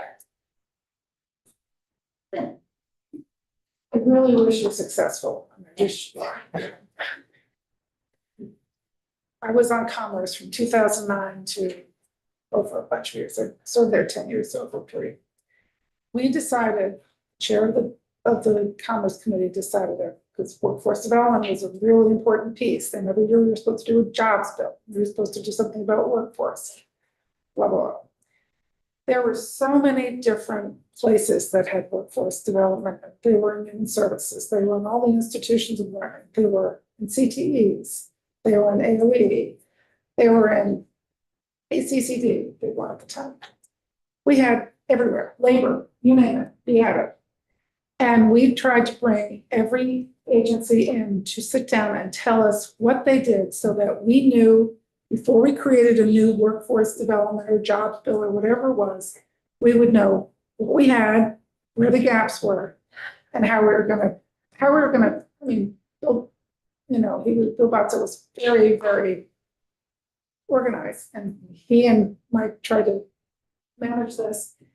And I think we finally I think I've explained this. We called in Agency of Human Services, and we had David there with the agency secretary at the time.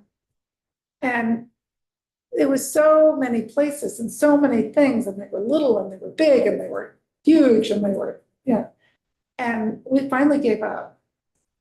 So I really wish you luck, because I think it's really hard to do this. And at that point, we had Next Generation, and then we had the Workforce Development Board, and we had the WIB. I mean, they all changed letters every few years. And the Workforce Development Board was unworkable because at that time it had 35 people. 35? That was almost workable. It was an executive committee that did all the work. And that got one of our legislators very upset because she had envisioned this as a real collaborative thing. So 63, I mean, I wasn't there when they did 63, but they put everybody out.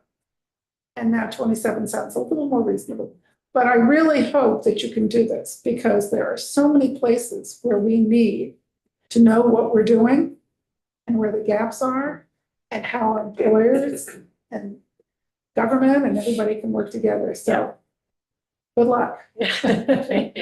Thank you. You just summed up what we do very well. Yes, I know what you're trying to do. I think, a lot of folks, like a lot of the things that folks are hoping the office is going to support are issues that have plagued Vermont for a long time, right? Not enough information about what's happening where, how it all relates, makes it really difficult for you all to make policy choices and investments, especially when we're entering a period of time where money will be far tighter than it once was. So we hear that over and over again. We understand what is needed, and now it's about us working smart and as quickly as we can, to work to meet that need. And, Sabina and I have had many conversations with legislators, state agency leadership, community partners, and are hearing a lot of the same things and a lot of energy and commitment to collaborating. So we just want to continue to have those conversations and build, systems, add capacity, uplift work that is already really successful, and avoid duplication. So there's a lot to do. Certainly. And we're feeling optimistic and ready to just continue to work and support this board, which is, reorganized. Really, we are a primarily business board. We can send you more information about who sits on the board, but we're feeling really great about the direction of the State Workforce Development Board, and really are hoping that, each time we come back to, we'll have more great outcomes to share. So you have a website we can refer to that has information? Yeah, we can send you that. We can send you, which the website will look better in the future, I will say. But It's just the basic information. Yes, right. And absolutely, right. What your 4 pillars Yes. are and that sort of thing. Absolutely. Yeah. I think you would send that information to Autumn. Certainly. The assistant. So Committees will have, excuse me for interrupting, the committees will, when they start meeting later this month, one of the goals is that they'll start to have metrics and things that that their strategies will be able to show, hey, this worked, or that kind of thing. And so we're pretty pumped about that. Yeah, and understand that a lot of what we're doing is not going to be things that we're reporting to you all on. We've presented to the House Commerce Committee and are happy to discuss any of this in greater detail. Whatever. So since we're the Appropriations Committee, is there any specific appropriation issue You have, So as Chad mentioned, our budget for FY 27 has a $51,000 up over the 3% for the department, and that's for staffing costs of a fully stood up department. into the Department of. Yeah, we're our own line within the ups and downs. Yes. So Wayne, Seems like a good opportunity to use AI. Certainly. We kind of do already. okay, well, thank you for that overview. I think it's very helpful. Thank you. Good luck. Thank you. Thank you. We'll follow up with the website. Send more that out. information. Okay. Thank you very much for coming in.